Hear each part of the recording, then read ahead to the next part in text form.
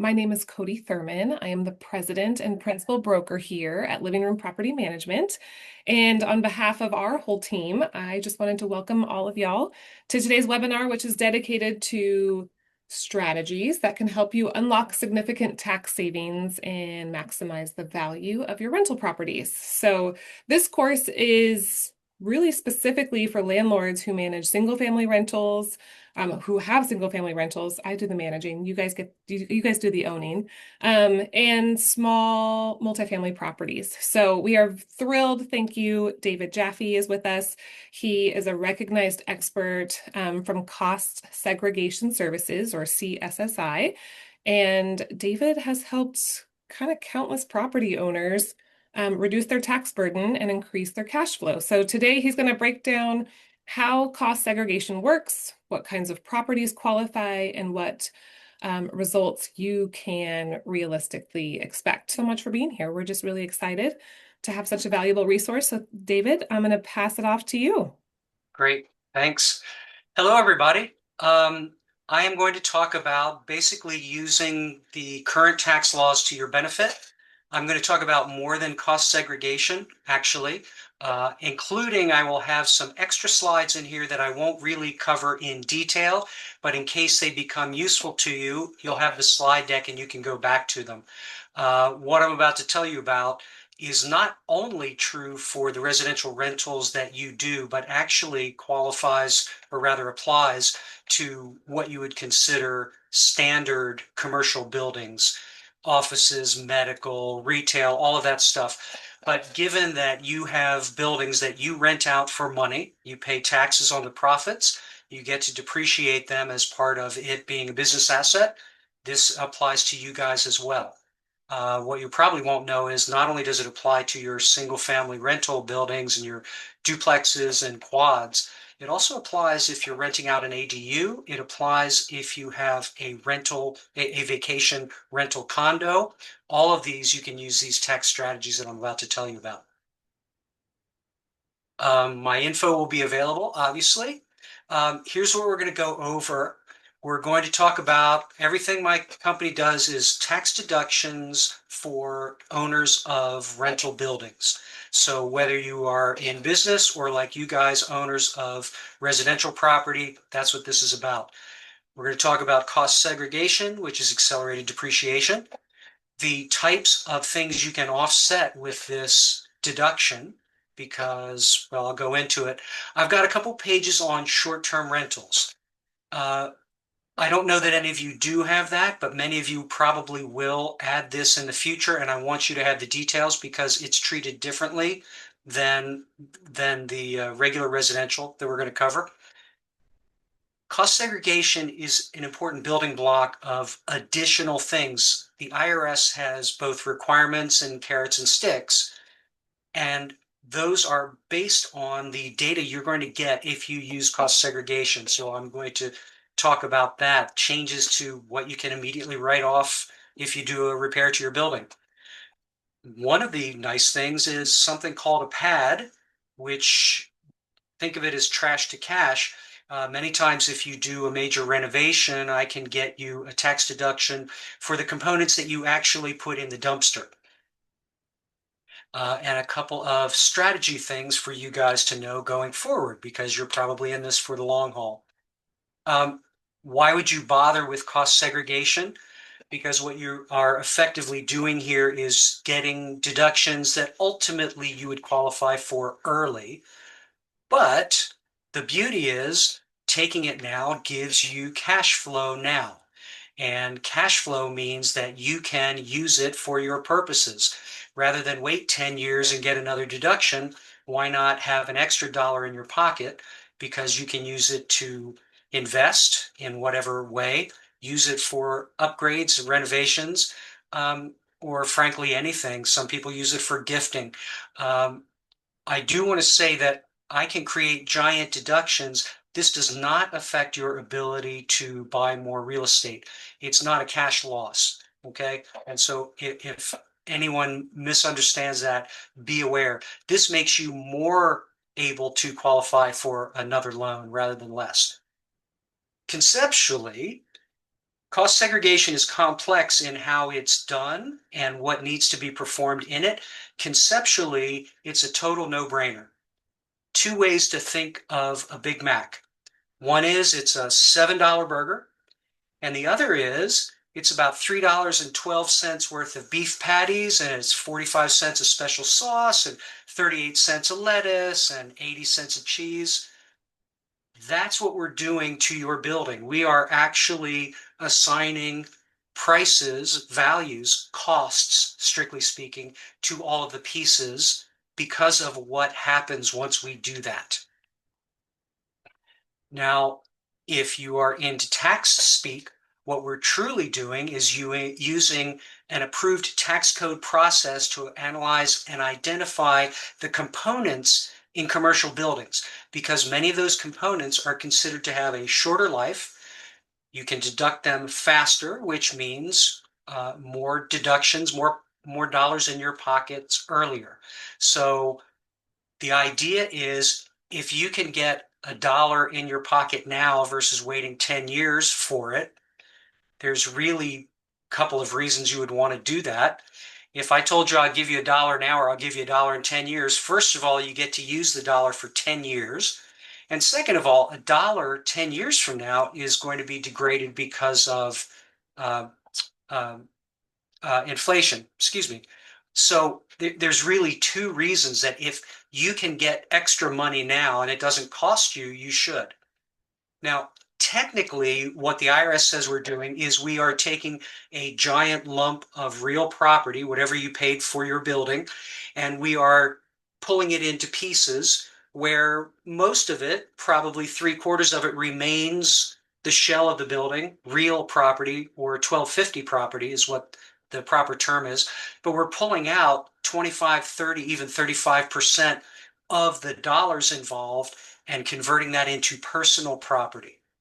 And personal property depreciates not over 27 and a half years the way it would if it were part of the building, but much of it in 5 years instead, a little bit in 7 years, and again, much in 15 years. So all the pieces we pull out, you get to speed up the write-offs, which means more money for you. Cost segregation can actually be done a couple of ways. According to the IRS, what they consider the best way is the engineering based. So if you're ever going to do one, you really want an engineering based vendor to do the work. The IRS calls it the certain method, and believe it or not, they trust it more than if you built the building yourself and handed a pile of receipts to your CPA. All of these deductions you are getting that you wouldn't actually qualify for however many years, the IRS is charging you nothing for this. The only cost involved is having a company like mine come in, do the technical analysis. It's a one-time analysis of the building, again, to basically pull it into pieces. And then you get a special report. It's given to your CPA that gets applied to your taxes, and you don't need me to come in again. It's once and done. Um, since the IRS charges you nothing for all of these, accelerating all of these deductions, it can be legitimately considered an interest-free loan from the government. Um, and as I mentioned, it allows you to do several other things. So they consider it an input calculation to the tax code, one of which is this whole trash to cash thing where you rip the whole roof off of your building, put a new one on, and actually get a meaningful deduction on what just got dumped into the dumpster. So knowing about this stuff is an important thing for you guys as owners. Now, I should say, feel free to interrupt if you put something in the chat. Cody will interrupt me, and that's great. Some of you probably want to think of this graphically. If you want to think of deductions over a long period of time graphically, look at these two lines, the blue line versus the red line. So the blue line is straight line depreciation. You've got a partial year in the beginning and a partial year at the end because the amount you paid for your building is split out across 27 and a half years, and you get equal increments as a write-off each year. The area under that blue line represents the, let's say, $1 million you paid for your building. The red line actually has the same $1 million worth of area underneath, but notice what happens. Much, much, much larger deduction in the very beginning. And then after about 5 or 6 years, you start to get less per year. And about 15 years out, you get even less because let's face it, when you get to the end of the 27 and a half years, it has to be exactly 100% of what you paid for the building. So in effect, what we're doing is we are scraping the area between the blue and the red line, all of those dollars, all those future deductions in the 2050s, and we're cramming them up in the very beginning. That's what this is in a nutshell. Any of you who have heard of something called bonus depreciation, I want to show that to you as well. When the Tax Cuts and Jobs Act was done in 2017, for the next 5 years, there was something called 100% bonus depreciation. And what it basically did is take what cost segregation is, which started, I should say, in 1997, and sort of put it on steroids.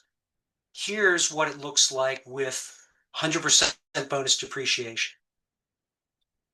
What happens in that situation is everything that we find as a cost seg firm, the Trump tax cut said you can deduct it year one, all of it. So notice what happens. You get this gigantic spike. In this case, the graph says 2018. And then all the future years you get less because once again, the area under the graph has to get to the same amount of what you paid for the building. Now that's been slowly going away at 20% per year. So it had an automatic phase out. And at this point, if you purchased a building in 2025, you could use something called 40% bonus. Now, if you owned the building before 25, what locks in how much of that you can apply is not the year you put it to your taxes, but actually the year that you put the building in service. So if, for example, you have a building that you purchased in 2020, you've never heard of this before, and you go, let's start it because it ought to pencil out. And if it doesn't, David will let me know when he does the pre-analysis. You could apply 100% bonus because from 2017 up until 2022, it was 100% bonus. And it's been going down by 20% per year. I mention this because the tax law that's currently being considered, one of the big things, certainly for the real estate world, is Trump is trying to reinstate 100% bonus depreciation. So don't get confused about what it is. It's not different. It just allows you to accelerate the acceleration. And so that's what that represents. I will say I will say two last things about cost segregation. First, where did it come from? The IRS lost a huge court case in 1997 when the Hospital Corporation of America owed $800 million. And for commercial property, the tax life they get is a 39-year life. And they said, hey, I'm writing this off in 39 years, then why am I replacing the vinyl every 5? What about all this repainting I have to do? Stuff wears out faster.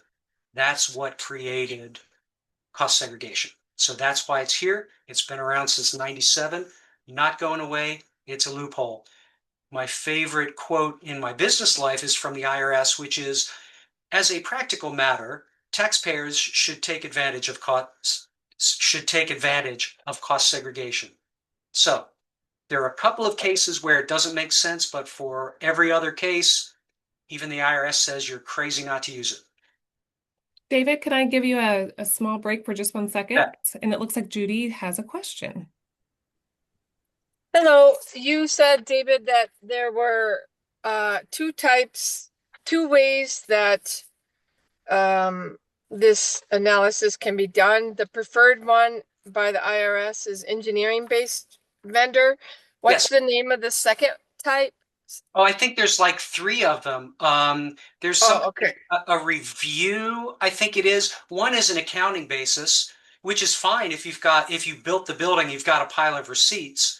We can go in with an engineering basis and you've got nothing other than a building that was built in whatever, 1975. We actually can assign scientifically value to the linoleum and to the built-in cabinetry and all of that.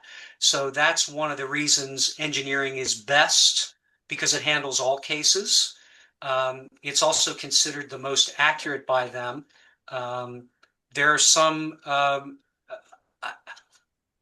there it is the way to go, and there are even cases in commercial real estate we can pull out more dollars using an engineering study than other things can. Um, Fun examples. It depends on how deep in the weeds you want to get. For the most part, for residential, stick with engineering because everybody should, because it's the safest. I mean, if you're ever audited, you want to be able to stand up and say, hey, I got an engineering-based study. And obviously, you also want the vendor to come in and say, hey, we're here to support our work for free. Sure. Um, so that's the And vendor. that's safe assumption that's what you are, an engineering-based vendor? Okay. Correct. Thank you very much. I should say, yeah, it's not an advertisement, but the company I rep for is the largest independent firm doing this work and has been around since 2003. All right, I will go ahead and keep my eye out for those hands to be raised, and I'll let you Cool. go in. Thanks, David. So your actual deliverable from a cost segregation study is a brand new depreciation schedule. So you and your CPA would get something like this rather than it says $750,000 building, $250,000 of land. All of a sudden, that $750,000 building is broken into dozens of pieces. And if you look across the top here, you'll see all these dollars now are in a 5-year tax bucket. 14.4% in this case of the dollars spent on that building can be written off in 5 years, not 27 and a half. Actually, this is a 39 example. Some 7-year, a whole bunch of 15-year. So all of the stuff that's outside your house, land improvements, the parking lot, the driveway, plantings, a swimming pool, all that stuff is a 15-year life component. And so where the rubber meets the road is your cost seg study delivers a new schedule here. And that's why you don't need us to come in year 2, 3, or 4, because now your CPA can easily handle future years of how much depreciation that there is. When should you do it? Make no mistake, you don't have to do this the year that you bought the building. In fact, it tends to pencil out for up to about 10 years after you bought a building, or maybe you built it, or maybe you've just done a meaningful renovation. If you've owned it for 20 years, there's not enough extra dollars for us to pull out to make it worth your while. But if you put a couple $100,000 into renovations, then there probably is enough for us to pull out. Always get a free look-see before you do anything. I think every vendor does that. At least give you a good idea of what they can get for you. So here are all the times that you should look at it. Basically, bought, built, or renovated in the past 10 years. And believe it or not, it actually pencils out down to about a $200,000 property, which is obviously below anything that you guys have. The only thing really that qualifies at that level, at least in our part of the country, is manufactured housing, and that will not pencil out for these purposes. And in terms of what's the ROI you can get, well, classically, I'm offering anywhere from, it's probably really about 6.5 to 40 times the dollars in cash kept in your pocket for a dollar paid for a study. You hand me a couple $1 million building and it's probably 40. You hand me a big apartment complex and it could be 75 to 1. So it's truly a no-brainer. Don't worry about an audit. As I said, it is actively recommended by the IRS by name. And I can give you lots of accounting associations that say, of course you should. Now, here's the interesting thing is you don't have to do it the year of purchase, and you do not have to amend your tax returns to make it happen. There's something called a Form 3115 that the IRS automatically accepts. It's sort of like a Swiss Army knife because you can make so many changes to your taxes with it. In our case, what it would do is you would say, hey, IRS, I bought this building in 2020 and I've been depreciating it since, but starting this year on my 2024 return, we're now implementing cost segregation. We're speeding it up. So here are the calculations that get us to what I've been doing to what I'm doing for the future. And all the stuff that I missed by not knowing and accelerating in the past, that all flows into this year. So here's a giant additional deduction for this year that gets us caught up. That's how that's done. And a little bit of advertising there for me. Um, what do you need to know about it? Not everybody wants to do it on every building. First of all, it's a time value of money play. Okay. We're giving you extra money early. Your only cost is to get this analysis of your building done. But if you're going to sell it in a year or two, you probably haven't kept enough, you haven't earned enough from that extra cash that you were able to keep to pay off our cost plus $1. I mean, if you can't pay the expense plus at least $1, you don't want to bother doing this. So a decent idea is if you're pretty confident you'll sell it in less than 3 years, unless you can do something amazing with a bunch of cash right now and you don't mind paying it back in a year or two, then don't do it. So this is a buy and hold play. As I just mentioned, past deductions flow into the current year. So if you've owned your building for a few years, all of a sudden you'll get this giant lump because these are years that you would have had extra deductions and you didn't get them. So they're going to hit in the tax year that you implement. Big thing, and I'm going to spend a couple minutes on what you can offset with this. The deductions that you create with this are considered passive deductions. So there's only a couple of situations where you can shelter your income that is not from your rental properties. And I'm going to go into that. You may own a bunch of buildings or 3 buildings. You may find that one study can offset all of your profits from every other building that you've got. It's not locked to the building, so be aware of that too. Just like with regular depreciation, which you're all taking knowingly or not, recapture happens at the time of sale. And so recapture also happens if you accelerate depreciation. But one of the things we do is help people lessen that bite at the end. 1031 exchanges are now slightly different. I'll mention that. And one last thing, in case of inheritance, there is no recapture from the estate or the heirs. So even though you've gotten a bunch of extra money, if you've done a cost segregation, if you pass and the building then goes to your heirs, they inherited at what's known as a stepped-up basis. There is no money taken back, clawed back, or it's called recapture from either the estate or from the person you just gave it to. So that might be useful too.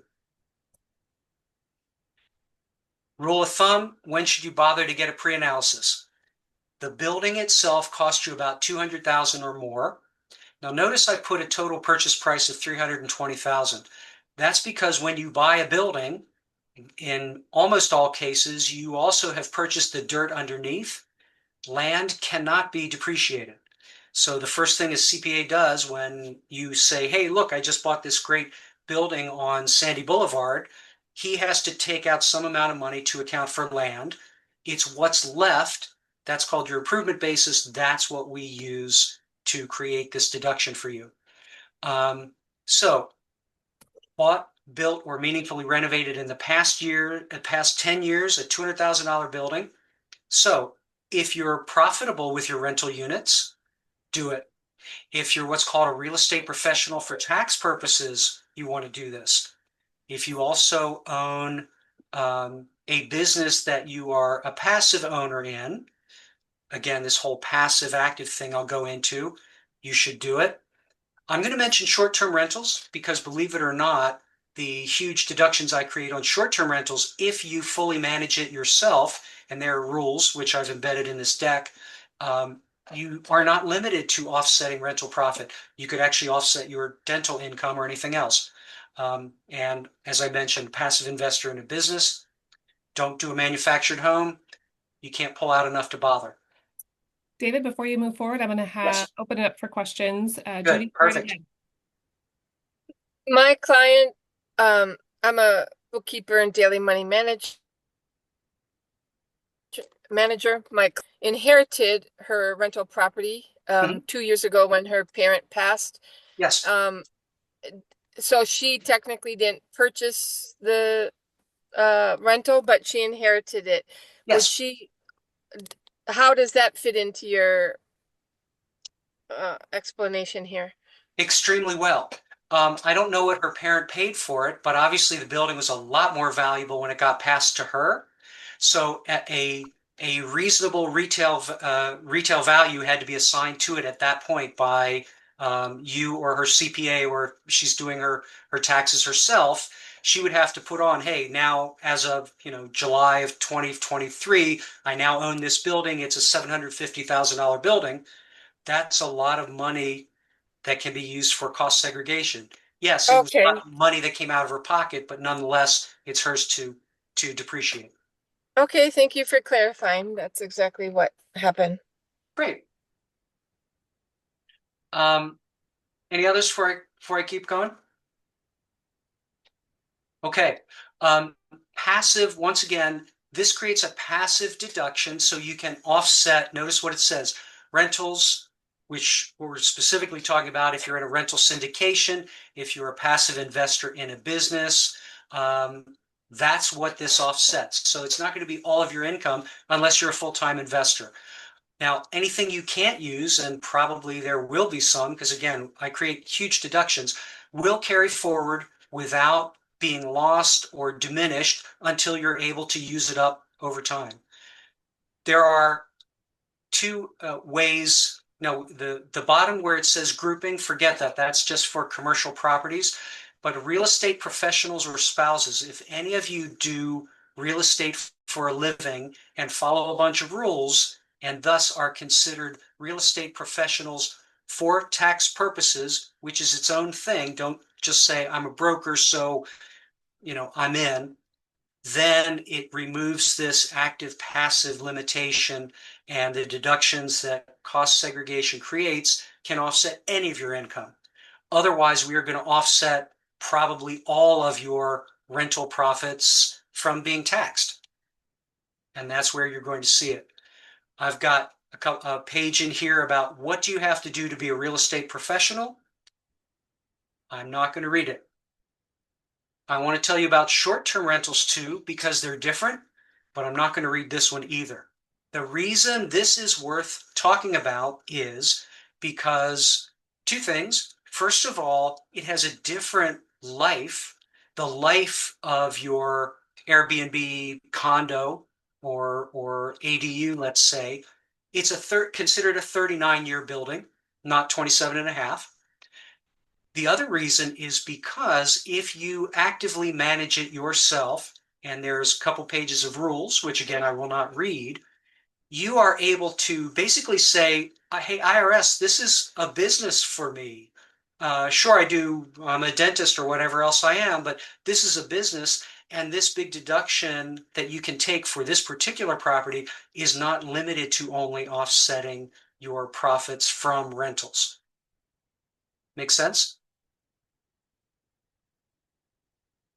Once again, a couple of pages on what you need to do to make sure you qualify. They are in the deck if you want them. This is a cool thing to know also. When you've got, a beach condo, there is some amount of use that you can get out of it without it causing a problem, and that's what's on here. Um, the takeaway is if you can get a big deduction from this, and you almost certainly can, and you meet these rules because you are actively managing it. I can say this because Living Room does not actively manage Airbnb short-term stuff. Then you can apply it against any of your income.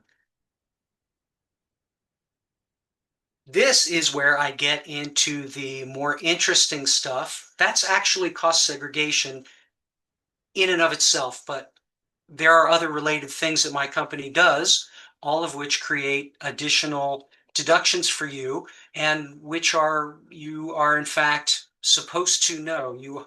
The rules on how you do this stuff is in law, and so you need to know about it, or at least deal with someone who does know about it. There was a long period of confusion, decades of confusion on the simple question of, hey, I just spent $25,000 fixing my building.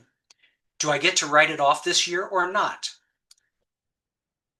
Always people have known that there's a limit at some point. The IRS says, hey, you can't call this a repair and deduct all that you spent this year. It's too big or it's too something. You have to capitalize it. You have to put it on the depreciation schedule like you did your building at the time of purchase and depreciate it over time. Now, CPAs are smart enough to say, she just put in a new driveway, let's say. You have to capitalize it, but I know that it's a 15-year asset. So he's not going to be silly enough to put it with a 27.5-year life like the rest of your building. But that's not a cost segregation study. That's like, hey, I see this one thing and I know how to categorize it. Cost segregation is somebody coming in and saying, how many dollars are in the kitchen cabinets in this room or these other things? So the confusion has always been, how do I know when I'm allowed to take the write-off this year like I want, or I can't, and I have to slowly depreciate it? Well, the IRS came up with a new set of rules in 2014, and they said, hey, we will base it on the cost segregation details, as in we will make this a ratio test now. If you spend 50 grand to repair a building on a single family house, that's huge. If you spend 50 grand on something the size of a football field, it's next to nothing. So how do you know when 50 grand is too much to write off? It's based on the cost to replace the system that you're fixing. What the heck am I talking about? Sorry, this is, I didn't expect this slide next, which I should. I've been using this deck for years. And there's a couple of other reasons that they won't let you deduct, like you're restoring something or you're changing the usage. This used to be a civic center. We're turning it into apartments. If you adapt it, you can't write it off as a repair. It has to be capitalized, slowly depreciated. If you made something too much better, you throw out the old HVAC system and now you've got something that's twice as energy efficient. Excellent. You'll save a fortune. It's not a repair. That's a betterment. You are forced to capitalize it. But the big thing on the is it too big to deduct or not is now based on the value of what you're fixing, like a roof. Let's say you spend 50 grand for a roof.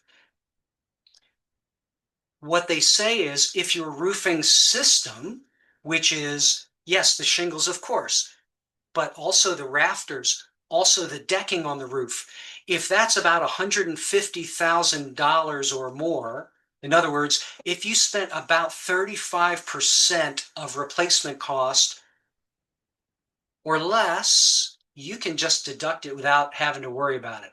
If you spent more than about 35, you have to capitalize it and slowly depreciate it, which is suboptimal, but the law is the law.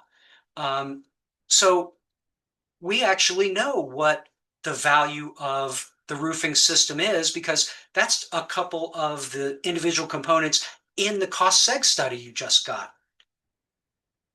So I showed you a picture early on, which had probably 40 line items of all these pieces that we found in a building.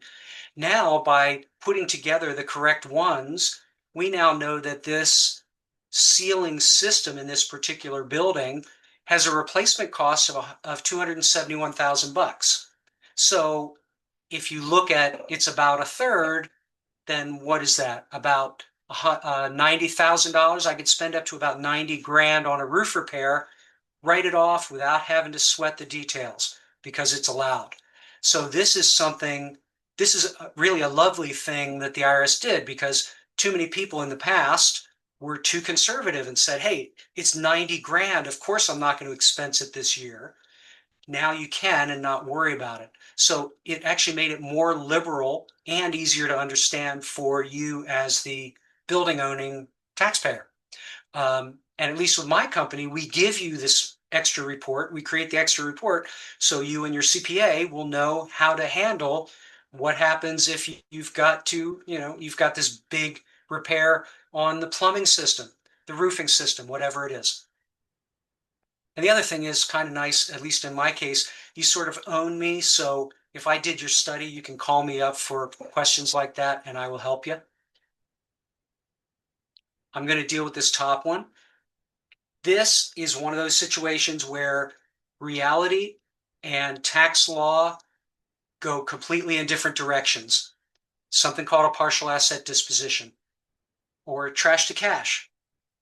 Another thing that you can do by having your cost seg study and a company that can do the extra work is, hey, I've owned this building for a while and I have to replace the whole roof.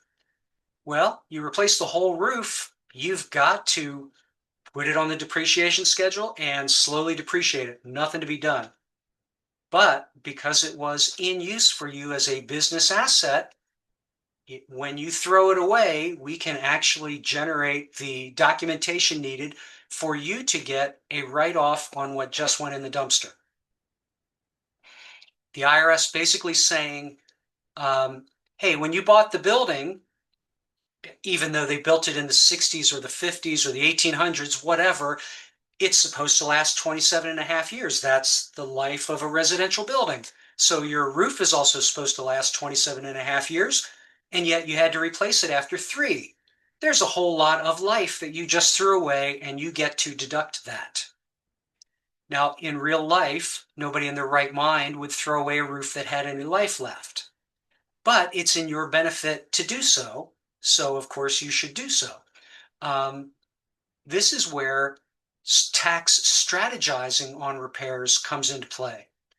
Because if, for example, you bought the building and you said, boy, this has got a terrible roof, I need to replace it. If you replace it right then, the IRS doesn't give you this option.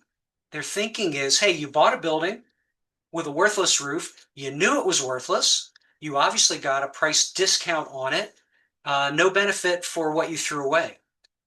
But if you buy the building and the thing is in service for, I wish I could tell you how long, less than a year, don't expect a couple of months, but a number of months, they say, hey, it was a business asset put into service only 7 months ago. We will give you a deduction on the old roof that you had to throw away.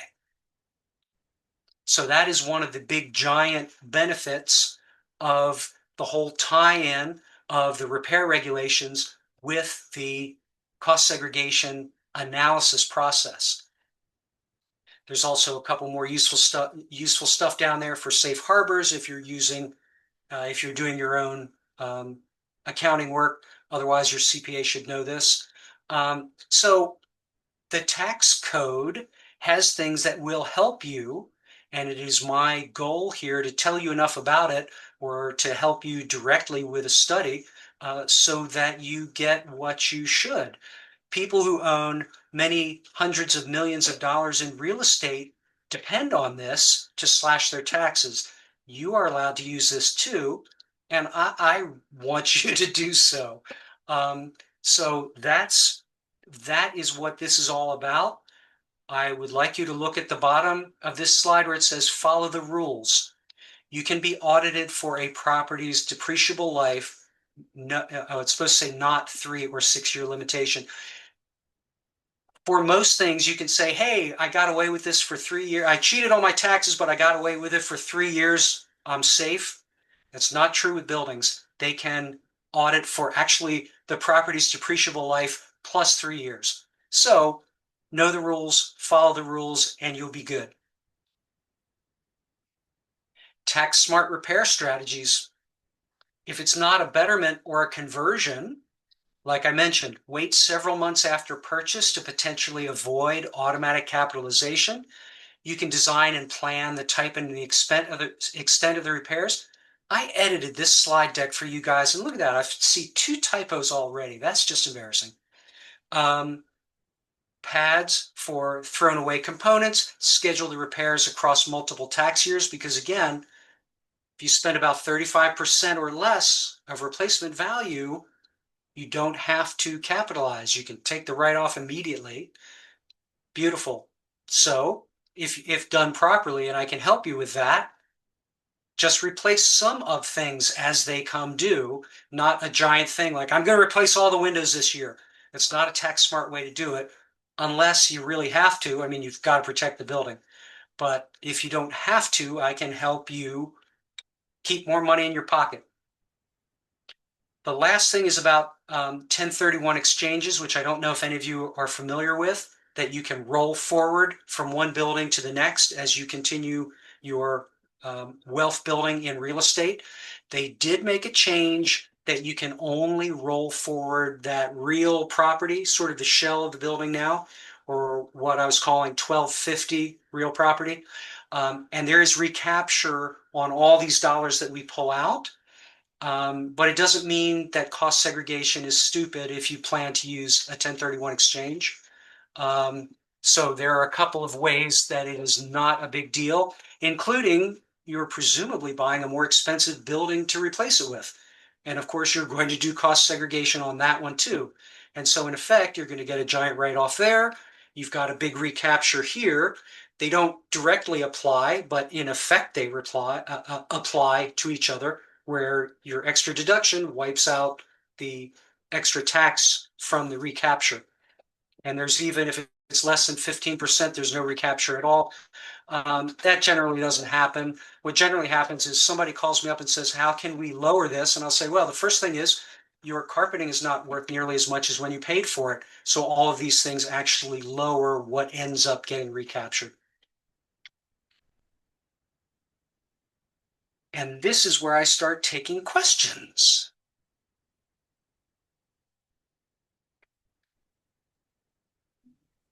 For any of you who have questions, there's a little react button in the bottom and you can just raise your hand. We'll give it just a second. I can't see that on my screen. Hopefully I can figure out how to call that up myself. Judy, go right ahead.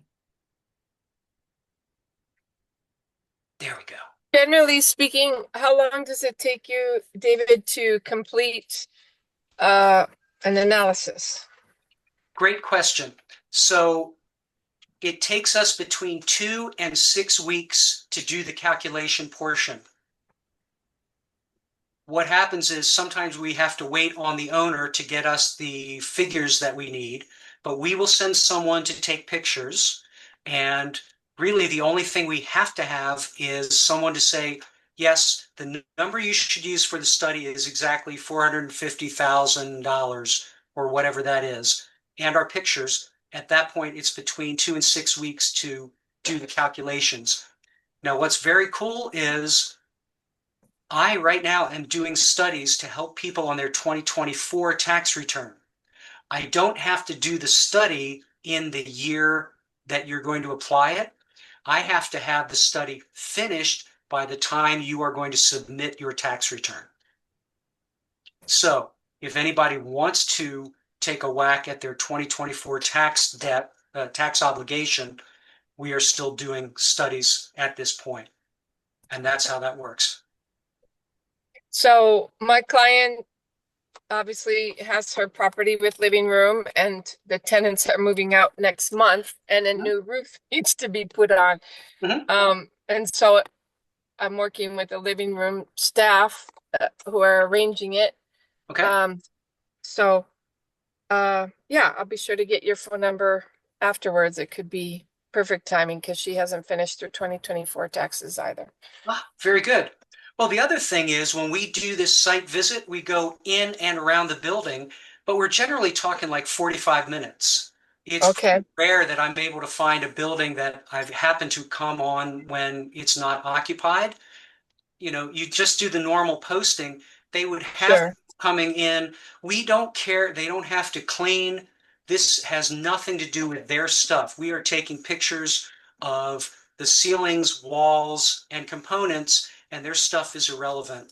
Anything really, what we're doing is we're basically photographing anything that's attached to the building. So people don't have a problem with us going in. I mean, we will open a closet because like the shelving in the closet counts, but we don't care about, mess or anything else. And people really don't give you a problem. Thank you. We'll also help you. There's a number of things. If something can be reasonably expected to be done every 10 years anyway, for example, having to put new asphalt across the driveway, that can be automatically considered a deduction, even if it's hugely expensive, because of something called the routine maintenance safe harbor. Right. So there's a bunch of these things, but again, we will help people on an individual basis and make sure they're, getting as much as they can without doing something silly. Yeah. Okay. Great. Do you have any other questions before we wrap up? And while I wait to see if there's any hands that pop up, I'll let everyone know that I've shared a copy of the slides to everyone's email address, whichever one that you registered with. And so that is in your email inbox. Yeah, so you're good to go. And I think we're good. I don't think we have any more questions. That was great, David. Thank you so much for your time Yes, and for sharing your information. Like I said, everyone will have a copy of those slides, which will have your information if they have questions. yeah, And perfect. get that segregation, that Yeah, cost there we go. done. Good. There we go. I love it. Thanks, Thank Kim. you. Absolutely. Thanks, everyone. Have a great rest of Have a your good day. night.